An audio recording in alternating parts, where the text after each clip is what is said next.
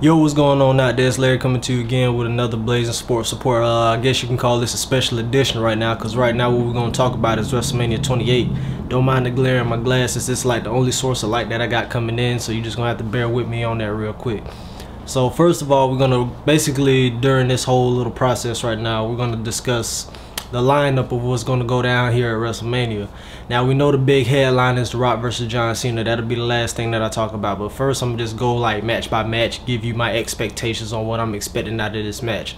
First match we got is Kelly taking on Kelly Carey and Maria Menounos taking on Beth Phoenix and Eve Torres. Now, this isn't Maria Menounos' first time in the ring. We've seen her get in the ring before, and every time she seems to get in the ring, it's always involved with Beth Phoenix. I'm not expecting a lot of this match because, first of all, WWE doesn't give their divas enough time to actually put on a good match inside the ring, unlike TNA, where the knockouts get to put on an actually good, decent match.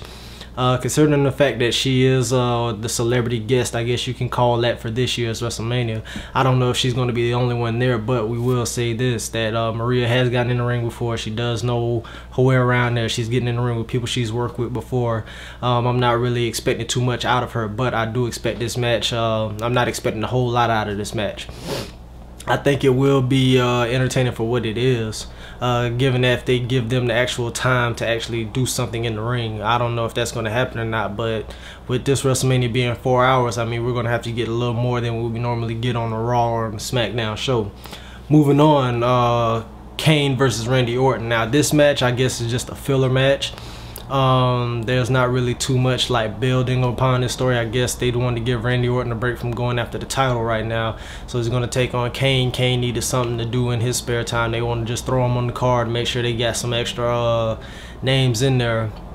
I think this match has pretty good potential. I don't think anything spectacular is going to come out of this.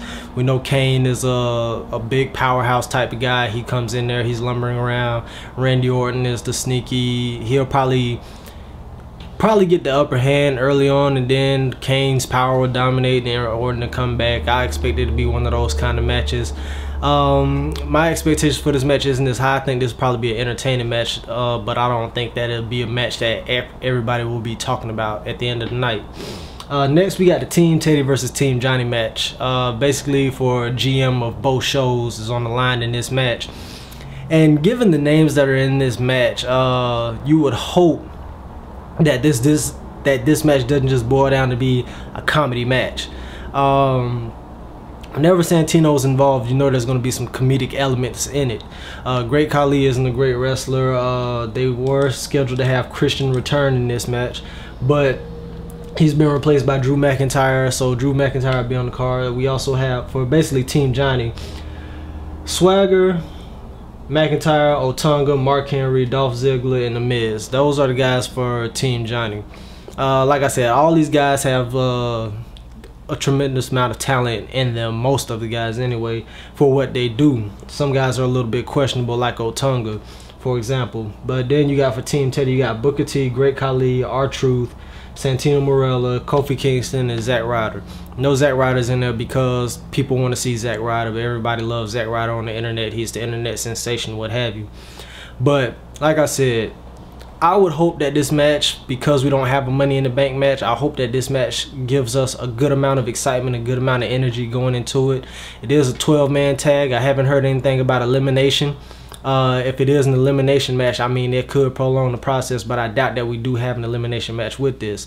I expect this to be just a straightforward tag match. Everybody gets in at one point, and then next thing you know, all hell breaks loose, and then you have everybody in the ring. Something happens ridiculous, and then somebody wins. I'm not going to give predictions on matches because everything is already scripted out as to what's going to happen, so I'll just rate the matches as they happen after they happen. Moving on, we got the Intercontinental Championship match. Cody Rhodes taking on the Big Show. Big Show is reportedly supposedly looking for his WrestleMania moment that he's been alluded for so many times. Taking on Cody Rhodes, who I consider one of the best in the business right now. Not only on microphone, but also in the ring. His character is one of the best in wrestling right now. I think that this match has potential to be pretty good, considering the fact that how Cody Rhodes has been able to get in the Big Show's head, how he's been able to torment him, how everybody's saying Big Show will not be able to overcome anything that comes his way, so he can actually finally have his WrestleMania moment. There are things that are going to happen in this match that a lot of people may not expect to happen. I'm thinking that this will probably be the most unpredictable match out of all of them that goes on tonight. Well, not tonight, but on WrestleMania night. I think that this match will probably be more entertaining than a lot of people are expecting it to be. Cody Rhodes, you know that his character will always have like the mind games, the mental edge going on about him. So I think that this match does have pretty good potential to do something. Moving on, we have the World Championship match between Sheamus and Daniel Bryan. I think that this match right here will probably be the most technically sound match, given Daniel Bryan's background. Probably no, I'm gonna take that back. This will probably be the second most technically sound match, given Daniel Bryan's background and knowing Sheamus is a powerhouse. These guys will probably work well together in the ring. I know that Sheamus has the ability to put on a good match. Daniel Bryan does as well. We've seen it in the past before. You wonder how AJ is going to play into all of this, and she's been frequently getting involved with these matches now, and they're trying to push her through Daniel Bryan. I guess you could say that's what's going on right now. So you probably wonder if she's going to probably screw Daniel Bryan out, considering the way that he's been treating her recently in recent shows or what have you. But I think that this match, Sheamus will probably win it. I'm assuming that he will win it. I don't know what's going to happen. They may want to keep Daniel Bryan with the title a little bit longer, but to me personally, it's getting a little stale with him as champion. We'll see what happens with this. So moving on to the next match, probably in my opinion will be match of the night. CM Punk versus Chris Jericho. Both of these guys are good. Both of these guys are on top. Chris Jericho with the mind games, digging in CM Punk's past with the alcohol problems, the drug problems with his family and stuff, is really played out into a great story with fueling CM Punk's anger and rage. He's seen him take out Christian on Raw. I think that this will probably be the match of the night in my opinion, because both of these guys actually know what they're doing in the ring. Both of these guys have the ability to put on a great show. I think that this match will probably transcend everything else that happens at WrestleMania outside of the crowd reaction that The Rock gets when he comes down the aisle. But I think that this match will probably be the one that puts this probably will be the WrestleMania moment match right here between CM Punk and Chris Jericho. Do I agree with Chris Jericho coming in and immediately getting a title shot? No, I don't. But hey, I don't write the stuff, I just watch it. Then we got the Hell in a Cell match. Shawn Michaels will be the special guest referee as Triple H takes on The Undertaker in a rematch of last year's WrestleMania, which was surprisingly good given the slow pace that it did have, but it was still a very entertaining match. Now, I would like it a lot better if Shawn Michaels wasn't the special guest referee. I know it's the end of an era match and all that other stuff, but my thing is I don't think that Shawn Michaels necessarily need to be interjected into this match in order to make it watchable. This was already a watchable match without Shawn Michaels being involved in it, and then throwing in the Hell in the Cell. It just made everything that much more exciting in my opinion. Now, do I expect any of these guys to climb to the top of the cell or do anything spectacular like that? No, I don't. But that's why this is WrestleMania. You never know what's going to happen. I just hope we don't get a screw job with Shawn Michaels doing something to the Undertaker or anything like that. That's the one thing I'm afraid of, that will probably ruin the match. But I think that this match will probably have good entertainment value in terms of pacing. I don't expect it to be a fast-paced match, but I do think it'll be a thoroughly entertaining match. Now moving on to the main event of the night, John Cena versus The Rock. These two have been going back and forth for a year now, talking trash about each other. We've seen a concert / rap versus a rap battle. We've seen Rock's many skits about John Cena and Fruity Pebbles. We've seen John Cena talking about he's still a WWE superstar and all this other stuff. I understand The Rock. The Rock made movies. He's a very marketable person.